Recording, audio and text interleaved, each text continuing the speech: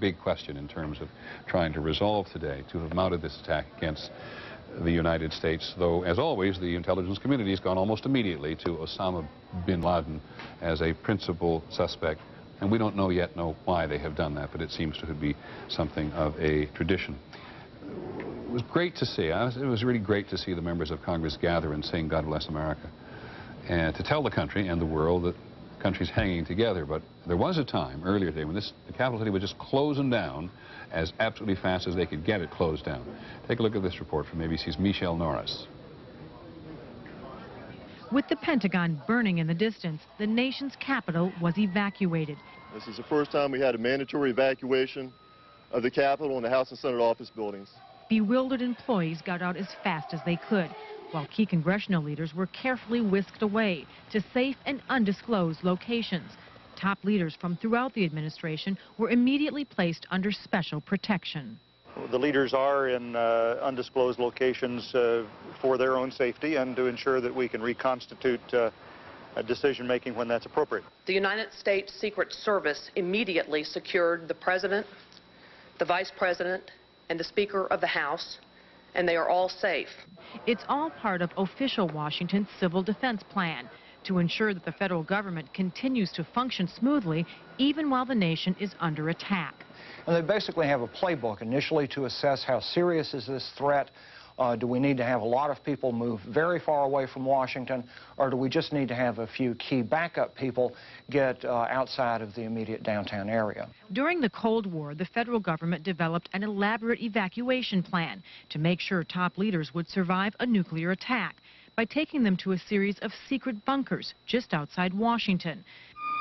Today, that wasn't necessary, but nonetheless, the nation's top decision makers remain under very heavy protection. Making sure that the federal government continues to function, I think, is very important in a time of crisis because it reassures the public that somebody is in charge and the situation is well in hand. And in today's time of crisis, Americans, as well as many elsewhere in the world, will be looking for that reassurance. Michelle Norris, ABC News, Washington. Information is pouring into our newsroom from everywhere, trying to understand this. Here's a message from a friend who happens to be an architectural engineer who knows something about the World Trade Center and who believes that a member of the family may have been killed in the Trade Center at all. It's been impossible for it. We've only had one person, at least on this broadcast, identified all day, and that is the wife of the Solicitor General of the United States, who managed to call her husband from the aircraft that was hijacked and then subsequently attacked the Pentagon. But he, an engineer and an architect, speculates here that the heat above the crash site on the twin trade towers may have indeed caused the building above to melt, just simply collapsing in itself and putting enormous weight on the rest of the building below, which could not possibly stand it. And the steel columns which go up through the building, built to code at best, would only be able, he believes, to have been able to stand an hour and a half of intense fire like this, pressing down on the rest of the building until it finally was able to give way. It was a very well-built building, probably better, given its size and the attention and everything else, much better than similar buildings built today, because it was the first of its style. And as we know, in many American cities as well as overseas, there are a lot more daring architectural structures of this magnitude in many parts of the world today. In Asia particularly, people building these astonishingly high buildings as showplaces, almost a competition going on in the rest of the world as to who can build the tallest, most daring building. Well, there's a very simple, long box structure built well, according to the engineers who know it. And the heat of that fire from those penetrations of the two aircraft, in his view, may have made the difference. It will take us time to find out. John Miller, latest. There's really no change other than rescue operations have started now at the World Trade Center, ones that were hampered because of the impending collapse of 7 World Trade Center, the third building to go down. Bodies have started to be brought to the morgue, but only in very small numbers now. That's going to be a massive operation that continues.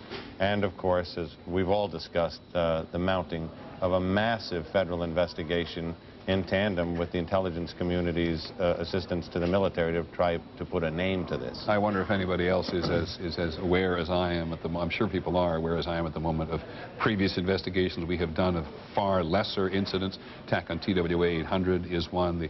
The investigation at the Al-Khobar Towers, which was conducted by retired General Wayne Downing, who's with us in our Washington Bureau. We'll talk to him after the president tonight. All of these investigations have gone on and on and on and on, and many of them just really didn't resolve anything in the final analysis. Yet many of them did. The largest acts of terrorism on U.S. soil, ironically the bombing of the World Trade Center, the attacks in East Africa have been solved to the extent that people have been charged. Many have been brought back to this country. The FBI actually has a terrific track record that way in chasing these leads out to the ends of the earth. We were talking about something a minute ago, though, that is part of the fog of war in these things. After the Al-Khobar explosion, there were intercepts of people calling Osama bin Laden's headquarters to congratulate him. And in these intercepts, there was no, he didn't say, well, thanks, but it wasn't me.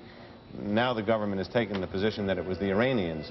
So you really have to sort through the information very carefully before you choose your suspects. Yeah, I just simply wish to make the point that it's going to take a long time, and that the impatience that we all feel about striking back at somebody who's done this thing to the country is not going to be requited, I think, for very long. ABC's Pierre Thomas, by the way, reports that his FBI sources are telling him that several people on board two of the planes which went down, this would be the one at the Pentagon, at least one of those coming either to New York or to Pennsylvania, were able to get out on their cell phones and call their relatives.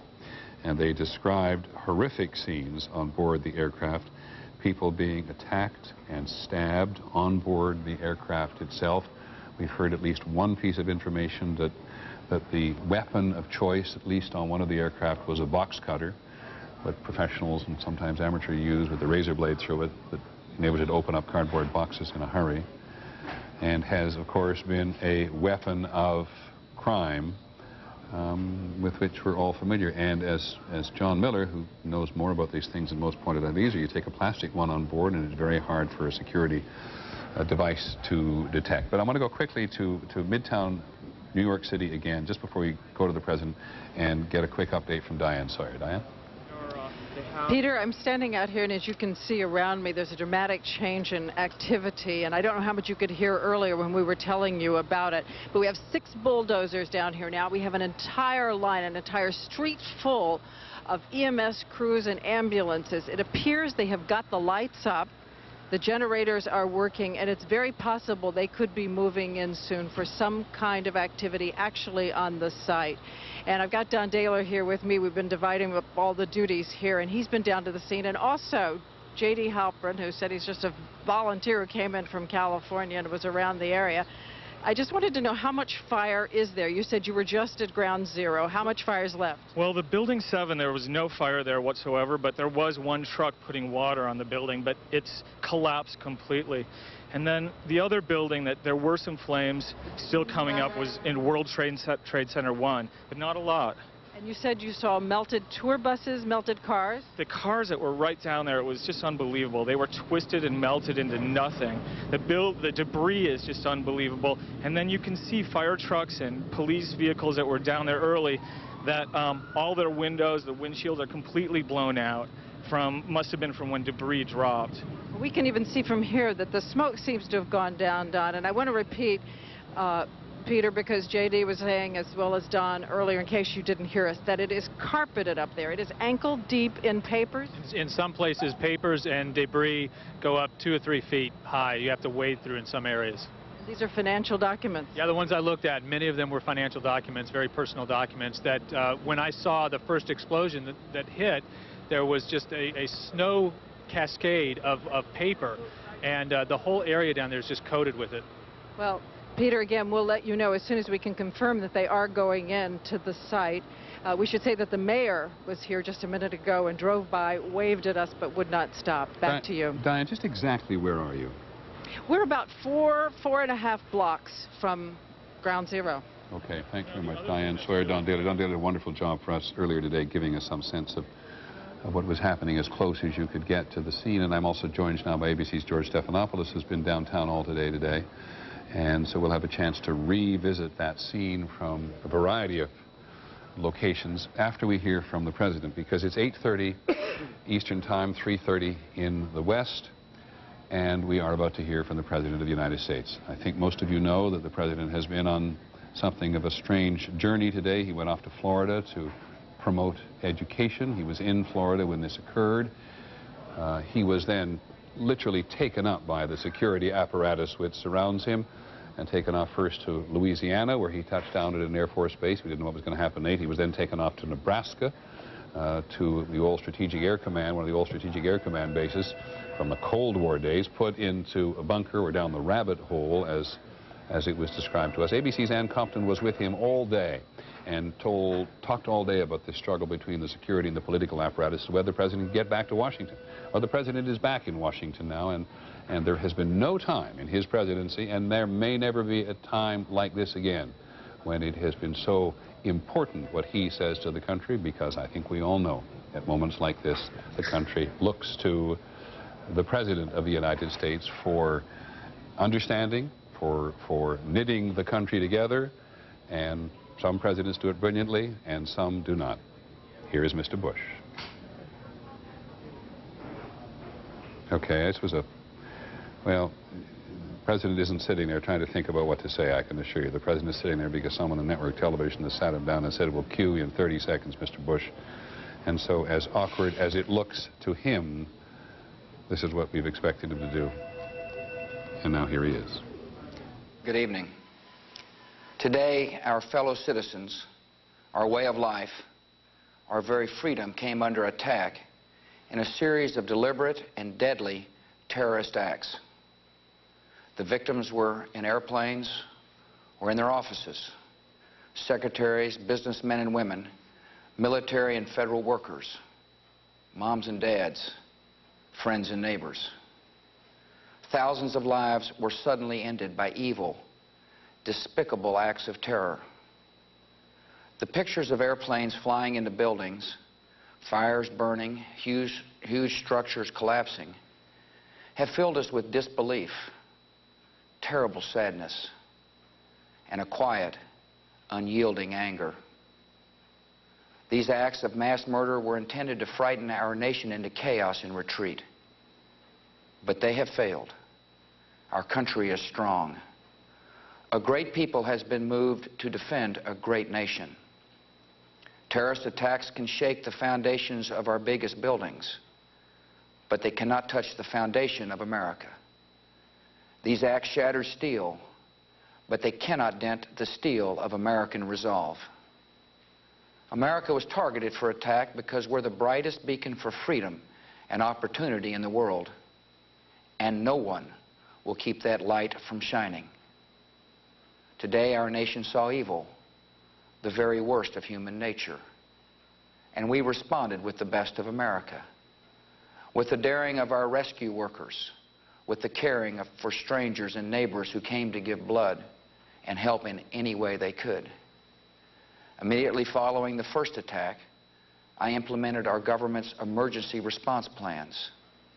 Our military is powerful, and it's prepared. Our emergency teams are working in New York City and Washington, D.C. to help with local rescue efforts.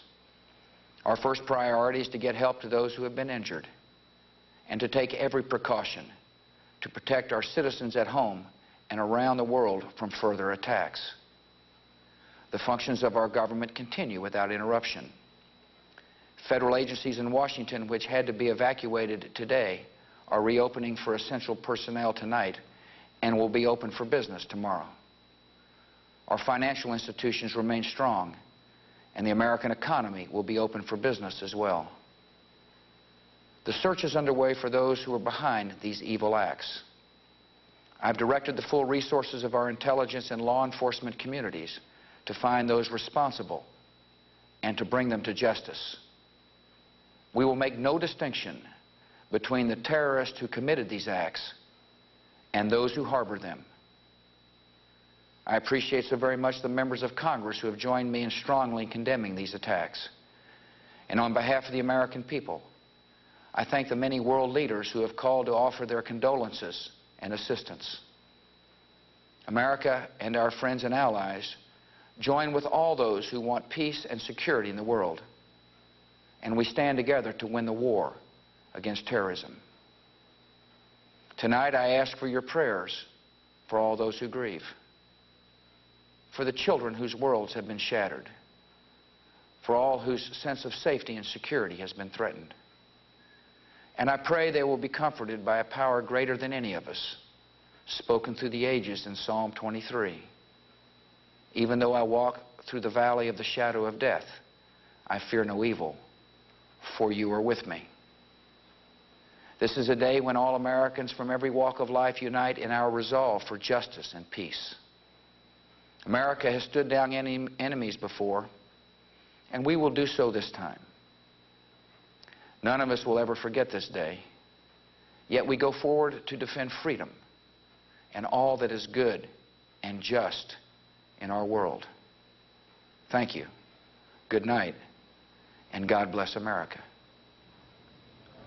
The President of the United States, when he is in many respects needed most. And we've been joined by George Stephanopoulos, who's been downtown all day and who very quickly picked up, George, that the President may have given us a hint in his first couple of lines there to the magnitude of this. He said thousands of lives that were suddenly ended. The first number we've had all day by an official verifying the magnitude of the casualties. Thousands of lives suddenly ended. He also did a lot of other things in this very short speech, Peter. He gave voice to the anger that many Americans are feeling. He talked about the quiet, unyielding anger of America, and then was very pointed in giving reassurance. The military is prepared. The emergency teams are on their way.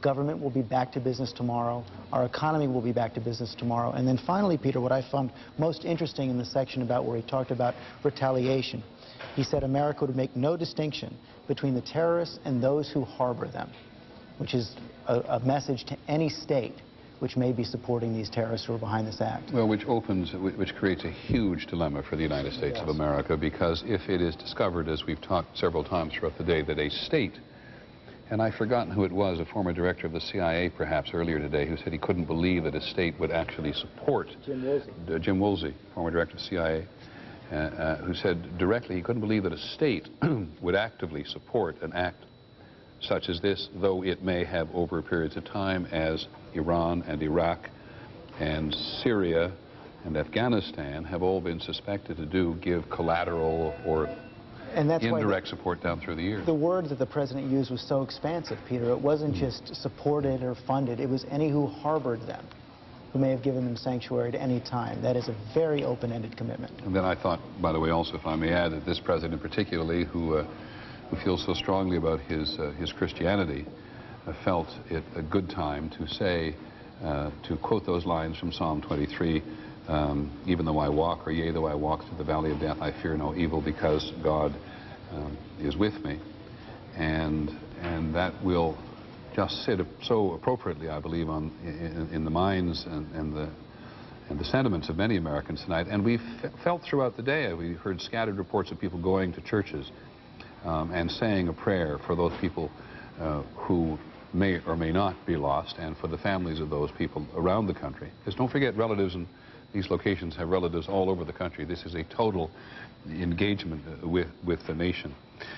And I think you pretty much covered it all, except for one thing, George. The President talked also about the sense of safety and security of young people in America, particularly, who were threatened today. And we heard that from people around the country today, people who simply could not believe, as it was the case at Oklahoma City, that this was happening in the United States. It's always something that happens somewhere else. Or in the movies. And this is far worse than any plot that anyone could have ever devised. And I think I was downtown, as you mentioned today, Peter, so it was more surreal there, almost because people were so determined to get back to the normal life, even as all of downtown was being closed off. So I was a little bit cut off from what was happening around the country, but you did feel it down there. But I think this is very characteristic of New York, and probably would have been characteristic of any other major community in the country, any other community as well. Terry Moran, who covers Mr. Bush for us today, but ironically wasn't with him today as he went on this education trip, not on normal. I think you are now, Terry, back at your regular location on the north lawn of the White House. Does that mean the White House has loosened up just a little bit? Well, it has, Peter. The White House has leapt to life after several hours of the White House compound itself and the blocks around it in Washington essentially being deserted, a ghost town really coming in here. It is now a beehive of activity with government officials, cabinet secretaries. The president, of course, has returned. The First Lady has returned, and they are now working well into the night on this crisis. The president that you saw in these remarks, we are told, is the man who absorbed this tragedy today. He was described as steely throughout the day, as someone who did not react with great emotion or anger, who was able to see the pictures that America saw while he was in the air in Air Force One and reacted very seriously, very soberly, pretty much as we saw him tonight. Now, you say that the White House is up and running again, full in action, though the White House is clearly never completely out of action, no matter where it is. But what do you actually mean by that? What are they doing?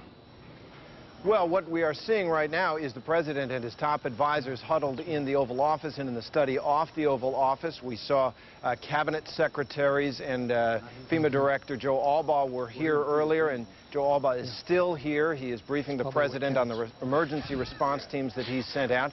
The president is receiving information from his national security advisor, Condoleezza Rice. You just see a great deal of activity. And you're right, this was not a completely deserted White House. Vice President Cheney was here, as was Dr. Rice, through the day. And in fact, we are told that the president, while he was in the air, had an open line of communication to the vice president throughout the day. And Terry, you know as well as I do that much of the country had this feeling of helplessness today. As the president said, our sense of safety and security as a national entity were attacked today. They must have been just as frustrated because they didn't really know any more in the White House than we did on the outside. They did not, and the president's response and the Secret Service's response to the events as they developed was determined by misinformation sometime. At one point, there was a report of a car bomb going off at the State Department. At another point, there was a report that this plane that crashed in Pennsylvania was on its way towards Camp David, and those things helped determine the Secret Service's decision to keep the president out of Washington, to put in place this plan to take him to Air Force bases which are predetermined and keep him away from harm. So the staff works on at the White House to get some sense of what is it. Thanks, Terry. I'll come back to you in just a minute, man. We've been joined in Washington by Leon Panetta, a former White House chief of staff for Bill Clinton, now out of government, back for the most part in California, if I remember correctly, Mr. Panetta. That's correct. What's the White House chief of staff do at a moment like this? Where do you reach? What buttons do you try to push? Who do you try to connect with? Are you in some respects at the mercy of the military and intelligence establishment at the moment? Well, you should not be. What you should do is try to organize the White House team so that the main focus is in the White House. You have your security people, your military people, your defense people. You have your national security advisor, your State Department people. I think it's better to run this kind of crisis directly from the White House so the president is in charge of not only what happened, but what to do. Take us back to Oklahoma City and to the attack on the barracks residence at Al-Khobar in Saudi Arabia. What am I, 96, 97? I apologize, I've forgotten. I believe about 96. Were you just immensely frustrated that you just didn't know anything? Well, Oklahoma City, the first time we heard of Oklahoma City, it was on television. And we were sitting near the Oval Office watching television reports of what had happened. And it was only after it was first reported on television that we began to get some telephonic communication about what had taken place. But you feel rather helpless because you know a tragedy has taken place, but you don't know all of the facts and why it happened. And you know, Oklahoma's a good example of not jumping to conclusions, because in Oklahoma City, we had all kinds of thoughts that this was a Middle East terrorist effort in Oklahoma, and it turned out not to be. So I hope this country has the patience to carefully investigate, determine who really did this, and then respond. To be open about it, we've said this several times today and reminded people in Oklahoma City that our tendency towards prejudice emerged pretty quickly and was proved to be wrong.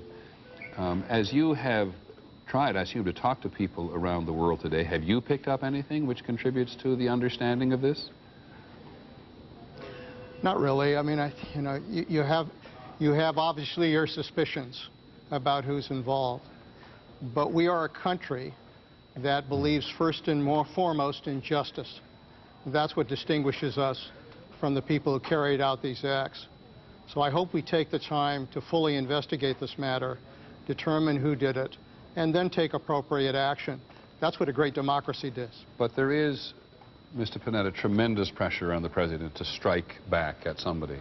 We've struck back at Osama bin Laden's training camps in Afghanistan, didn't get him, spent a fortune, and didn't accomplish very much. Is the pressure on the president huge to do something in order to satisfy the anger and the frustration of the American people? The pressure is incredible, Peter. It's coming from politicians on Capitol Hill. It's coming from constituents. It's coming from, I'm sure, many in the public who want to strike back in some way. The president is the leader of this country. He's got to take the time to make sure we do what's right. And what's right in this instance is to take the time to fully investigate this matter, determine who are the culprits, and then take appropriate action.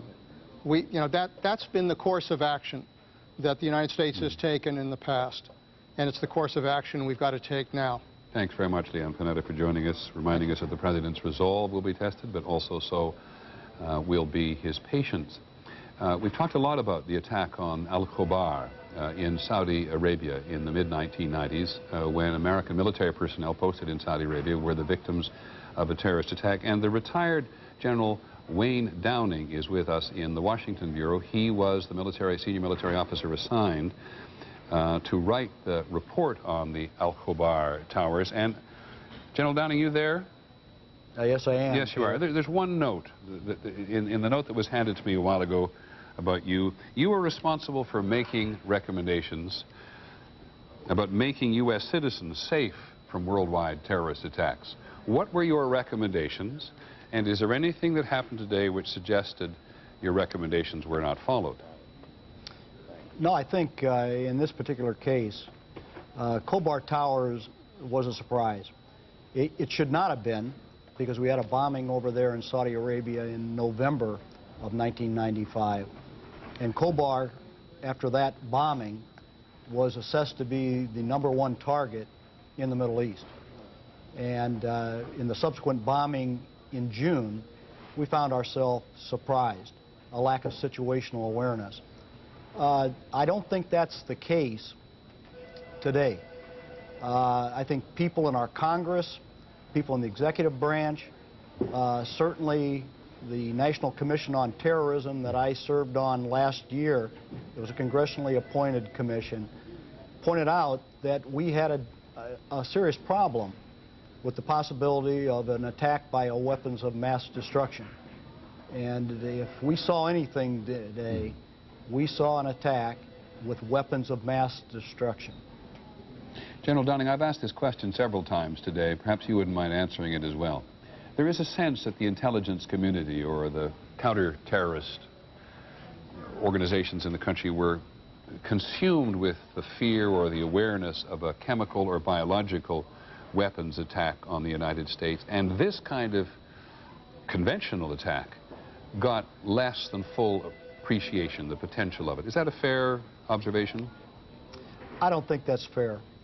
I think certainly we have been concerned about chemical and biological, but I think the experts in this business have always felt that our greatest threat came from a kinetic energy weapon or an event like this, a suicide, if not aircraft, certainly a suicide bomber, suicide truck.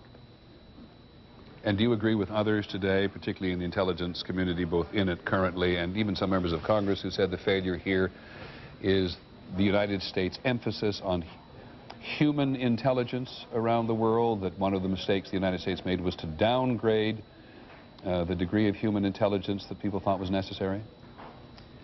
Well, this is a complicated subject. Certainly when the American barracks in Beirut was bombed in 1983, one of the findings that Admiral Long came up with on his investigation was we had a problem with intelligence. Certainly one of the things that came out of Khobar was we didn't have enough human intelligence. We did not have tactical warning. But I think what we came up with was the fact that the terrorists we're up against are not going to give us the opportunity to get tactical warning. And so it's a very, very difficult subject.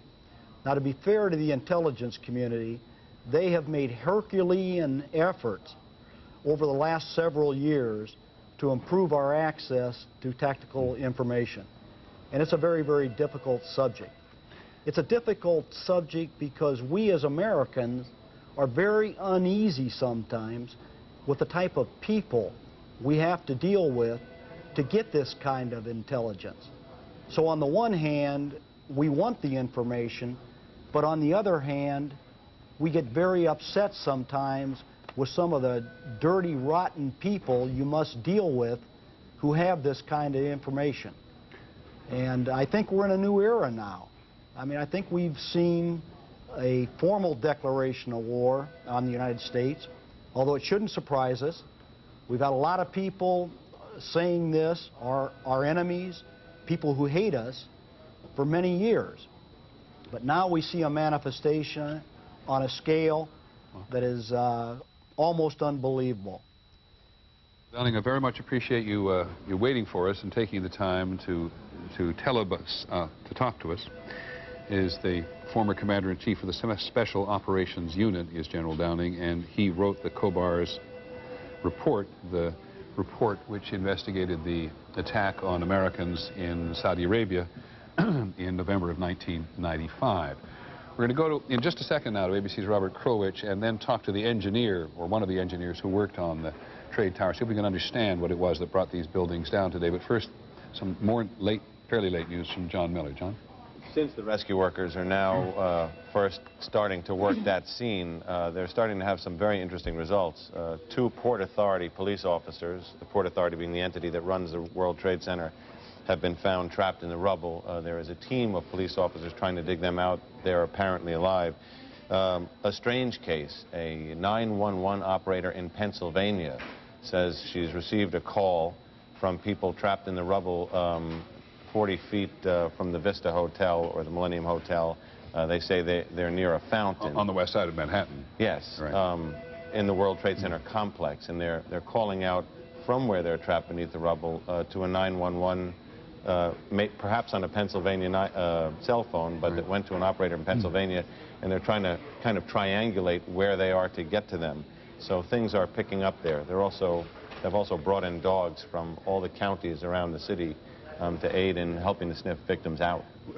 Exactly as we've said before today, exactly they do in the case of an earthquake. People are now underground, and dogs are just the best thing you have in trying to locate them. Yet, as we've learned so often in modern times, in recent times, in Columbine, the role of the cell phone in modern disaster is incredible. From the people who called out from the airplane, something we really didn't expect, an odd development, to people perhaps calling out from the rubble, if that's a legitimate call to the Pennsylvania operator. Great. John Miller, will come back to you. Now to try to examine the building. ABC's Robert Krulwich has put together a piece on the structural engineering of the World Trade Centers, perhaps better able help us to understand that when these two aircraft hit these two towers today, exactly what was going on. Robert? Why did the towers collapse as quickly and as suddenly as they did? Engineers from the original firm that built the towers told ABC they can only guess at this point, but they believe that the collisions themselves, the plane hitting building number 1 and the plane that smashed into building number 2, by themselves, they did not cause the collapse. It was the fire, they say, the intense fire and heat from the explosions that brought the buildings down. Temperatures inside could have built up to 1,600 degrees Fahrenheit. At that temperature, steel loses its strength, and steel beams connect every floor to the outside walls. As it got hotter, the beams got weaker, and the hot air inside began to push and press against the outside walls until the outside walls just buckled, snapped, and released the top floor, which fell onto the floor below, and the entire building sinks in a straight vertical, the floors falling faster and faster down, until you notice that every floor in the building is gone. Viewed from another angle, you can see the same thing. Notice the aerial stays vertical, just stays straight as it sinks into the building. There's no buckling or tipping, just straight down. And this happened in both buildings. The first tower, too, stayed straight as it went down, each floor falling neatly on top of the other. So the reason the towers went so quickly is because all the floors were literally hanging onto the skin. And once the skin went, the buildings went too. Robert Krulwich, ABC News. Well, that report, as we look at New York City at night, which has a still quality about it tonight. It's a city of light at night, as so many American cities are, but there's a still, almost calm look of it from the sky. It's anything but that on the ground. But this is the second time from Robert Krulwich and also from some architect engineers we talked to a little earlier that say it was the heat which caused the building to collapse, because that the steel at the top of the building would maybe have only been able to sustain an hour and a half of intense fire, and then the steel begins, as Robert points out, so clearly collapse upon itself all the way down to the bottom. I think we have with us on the phone or in person from Seattle, John Magnuson, who is an engineer. John, are you there?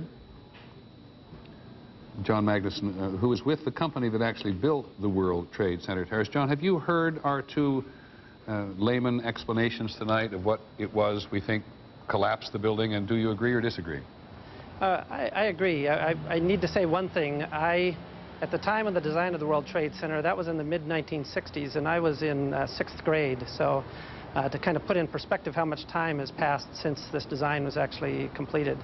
But the description of the fact that steel, when it gets up to 1,500, 1,600 degrees Fahrenheit, that it loses its strength is accurate. The buildings actually survived the impact of both the planes, and it was really the fire that finally created the disaster. And the upper floor fell on the next floor down, which fell on the next floor, and the sheer accumulation of weight just forced the whole building to collapse on itself. Right there, from the videotape, and I can only go from what I've seen on television, but the videotape showed that several of the upper floors fell onto the next lower floor that was still intact. And once that happens, there's going to be an instant overload situation, and then it will fail. And then that will drop down to the next floor into another instant overload situation.